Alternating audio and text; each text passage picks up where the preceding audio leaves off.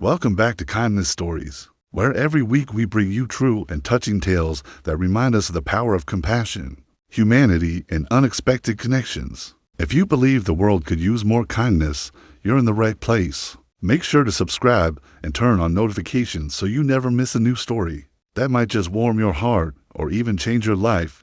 Now, let me take you on a journey that begins in a quiet diner tucked away in the corner of a small city and ends in a way no one could have imagined. It's the story of a young waitress named Emily, a billionaire's daughter named Clara, and how a simple act of kindness at the right time made all the difference in the world. Emily was 25 and had been working at Frank's Diner for 3 years. The place wasn't fancy, but it had character. The kind of place where regulars sat in the same booth every day, and the coffee was always hot. For Emily, it was more than just a job. It was her lifeline. After losing her parents in a car accident 5 years ago, she had taken on the responsibility of raising her younger brother, Liam. She worked long hours, often double shifts, just to make sure Liam could go to school and have a stable life, despite the hardship. Emily never complained. She always greeted customers with a warm smile and a kind word. Her coworkers admired her for her strength and resilience. She was the kind of person who remembered your usual order, who'd offer you a cup of soup on the house if she thought you looked like you were having a rough day.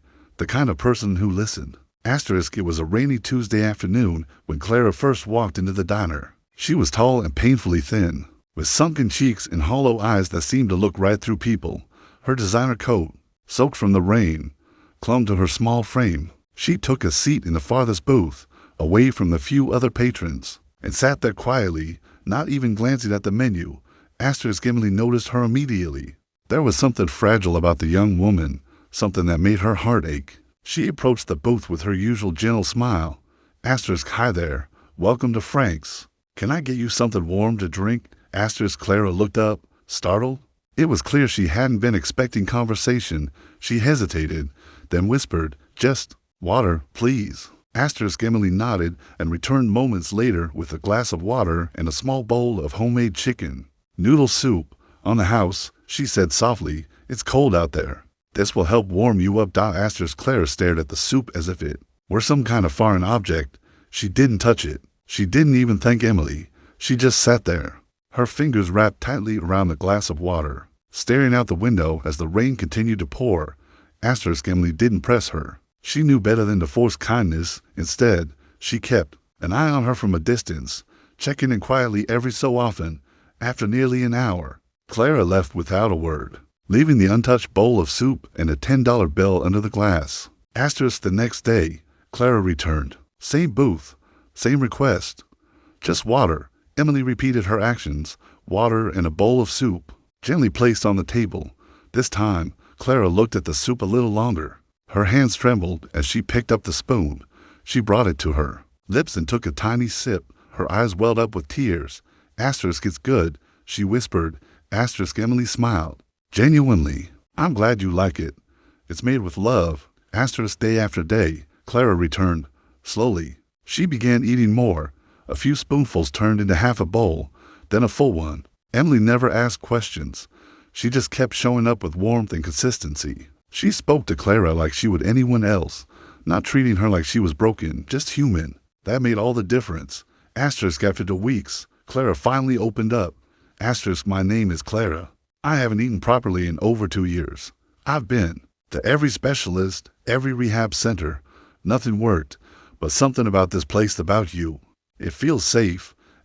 Emily sat down across from her during a quiet hour. She listened as Clara told her story. She was the daughter of one of the richest men in the country. Her childhood was a whirlwind of nannies, boarding schools, and high expectations. Her mother had passed away when she was young, and her father buried his grief in work and wealth. Clara was left to grow up alone in a mansion filled with everything but love. By the time she was 16, she had developed a severe eating disorder. At first, it was a cry for control.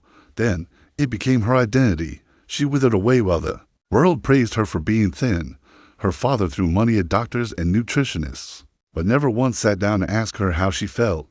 "I'm 22 now," she said quietly. "And until I met you, I thought I'd be dead before 20-3. Emily's single quotes eyes filled with tears.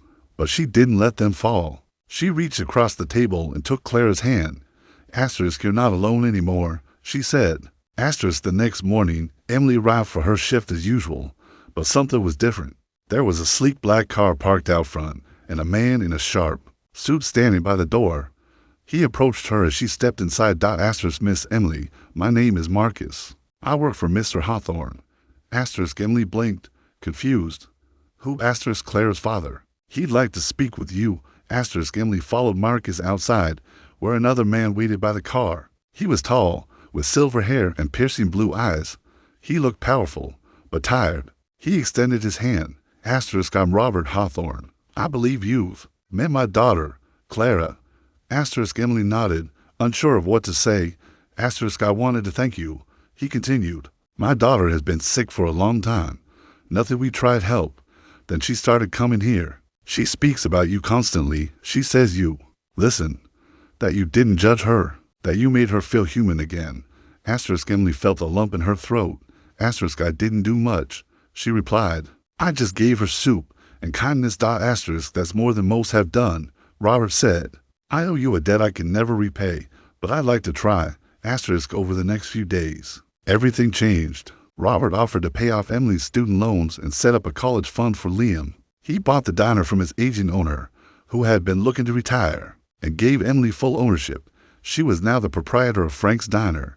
Asterisk, but that wasn't all. Asterisk, Clara continued to visit every day, not just to eat, but to heal. She and Emily formed a bond deeper than friendship. Clara started volunteering at local shelters. Inspired by Emily's selflessness, she even started a foundation to support young people struggling with eating disorders, naming it after her late mother. Asterisk, as months passed, Emily's life blossomed in ways she'd never imagined. She was no longer just surviving, she was thriving. The diner became a beacon of hope in the community, a place where people came not just for food, but for connection, for warmth, for kindness. Asterisk, one evening, as the sun set behind the city skyline, Clara stood beside Emily at the diner's counter. Asterisk, you saved me, Clara said softly. Asterisk, no, Emily replied, squeezing her hand. You saved yourself. I just reminded you how. Asterisk, and that's the heart of this story. Asterisk, sometimes the smallest act, a bowl of soup, a warm smile, a moment of listening, can change the course of a life.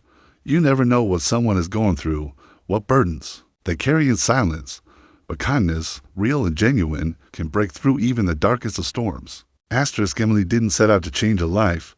She was just doing what she always did, treating people with love, and in doing so, she reminded us all that we have the power to heal one another in ways we may never fully understand. Asterisk, so the next time you see someone sitting alone, or someone who looks like they've lost their way, remember Emily, remember Clara, remember that a little kindness can go a long, long way. Asterisk, thank you for watching Kindness Stories. If this story touched your heart, share it with someone you care about. And remember, no act of kindness is ever wasted. Asterisk, stay kind, and see you next time.